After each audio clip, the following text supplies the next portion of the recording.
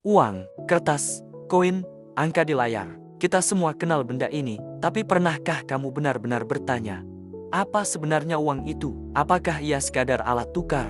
Atau ada sesuatu yang lebih dalam, lebih filosofis, bahkan mungkin lebih spiritual di baliknya? Hari ini, kita akan membongkar misteri uang, dari asal-usulnya hingga kemungkinan nasibnya di peradaban masa depan yang super canggih. Secara filosofis, uang itu unik. Ia adalah sebuah abstraksi, sebuah ide yang hanya hidup karena kita semua setuju untuk mempercayainya. Ia adalah perwujudan nilai yang kita ciptakan bersama. Dari sudut pandang ilmiah, uang muncul sebagai solusi cerdas untuk mengurangi biaya transaksi. Bayangkan ribetnya barter di masyarakat yang kompleks. Uang menyederhanakan segalanya. Dan dari sisi sosial, uang adalah institusi budaya yang kuat, yang mengatur status, kekuasaan, dan akses kita terhadap berbagai sumber daya. Sekarang, ayo kita melompat jauh ke masa depan. Bayangkan sebuah peradaban yang sangat maju, di mana kelangkaan sumber daya bukan lagi masalah.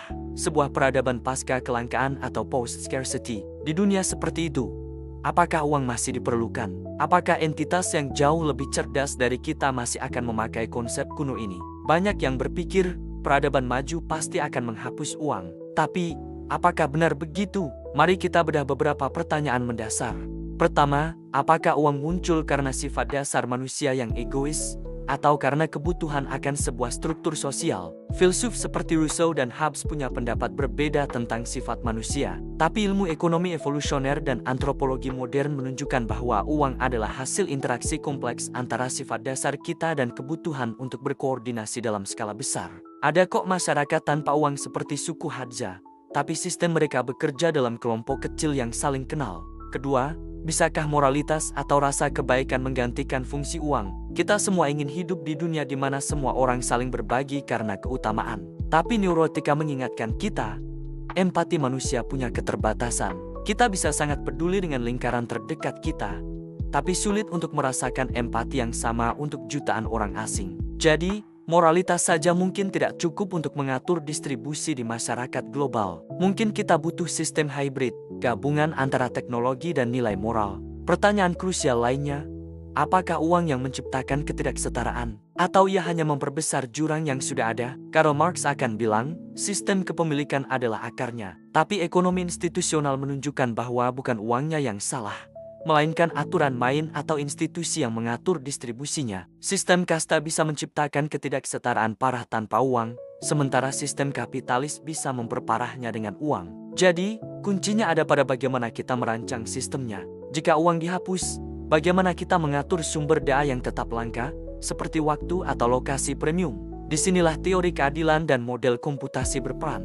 Kita bisa menggunakan algoritma cerdas untuk distribusi berbasis kebutuhan, bukan kemampuan membeli. Mirip seperti sistem kuota energi yang diatur secara adil. Tapi, apakah mungkin mencapai kondisi pasca kelangkaan tanpa menghapus uang? Sangat mungkin. Bayangkan di masa depan, kebutuhan dasar seperti makanan, tempat tinggal, dan energi sudah terpenuhi oleh otomatisasi. Di sini, uang bisa bertransformasi. Ia tidak lagi menjadi alat untuk bertahan hidup, melainkan menjadi simbol reputasi, kontribusi, atau akses ke pengalaman-pengalaman unik. Seperti di film fiksi ilmiah, mungkin uang menjadi semacam poin sosial. Lalu, apakah uang ini memperbudak atau justru membebaskan kita? Pertanyaan ini tidak punya jawaban tunggal. Uang itu netral. Sebuah pisau bisa digunakan untuk memasak atau melukai. Sama seperti uang, kredit mikro bisa mengangkat ekonomi sebuah desa dan membebaskan banyak orang dari kemiskinan. Tapi utang yang menjerat bisa menghancurkan hidup. Struktur sosial di sekitarlah yang menentukan apakah uang menjadi alat pembebasan atau perbudakan.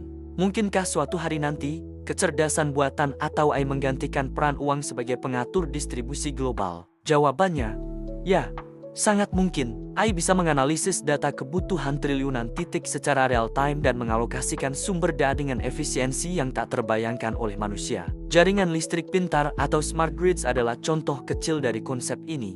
Tentu saja, ini harus dilakukan dengan pengawasan etis yang ketat dan transparansi total agar tidak menjadi sistem kontrol yang menakutkan. Bagaimana dengan agama? Apakah institusi sebesar agama butuh uang untuk bertahan? Sejarah menunjukkan agama bisa berfungsi tanpa uang. Sistem sedekah, zakat, atau persembahan adalah mekanisme koordinasi sumber daya yang sudah ada sejak lama. Agama mungkin tidak butuh uang, tapi ia tetap butuh sebuah sistem untuk mengelola sumber dayanya. Ayo kita berpikir lebih liar lagi. Jika kita bertemu peradaban alien, apakah mereka akan punya konsep yang mirip uang? Kemunculan sesuatu yang berfungsi seperti uang sepertinya bergantung pada dua hal.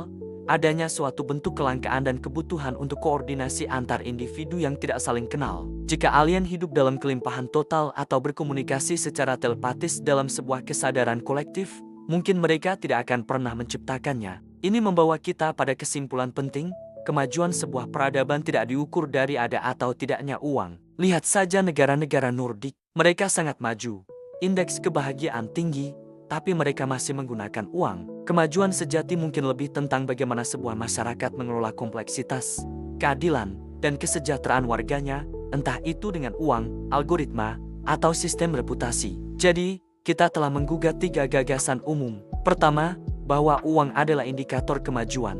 Tidak juga. Kedua, bahwa peradaban maju pasti menghapus uang. Belum tentu, mungkin uang hanya berevolusi. Dan ketiga, bahwa nilai dan kebutuhan semua entitas cerdas itu universal. Ini asumsi yang sangat antroposentris atau berpusat pada manusia. Apa artinya semua ini bagi kita? Secara etis, jika kita ingin bergerak melampaui uang, kita harus siap dengan sistem distribusi yang jauh lebih adil dan transparan.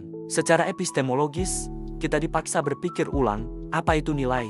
Dan secara ontologis, uang adalah bukti paling nyata bahwa realitas sosial kita adalah sebuah konstruksi, sebuah cerita yang kita sepakati bersama. Sejarah uang pada dasarnya adalah cerminan sejarah manusia. Ini adalah cerita tentang kegelisahan kita akan masa depan, impian kita untuk hidup lebih baik, dan kebutuhan mendasar kita untuk bisa saling percaya dengan orang asing.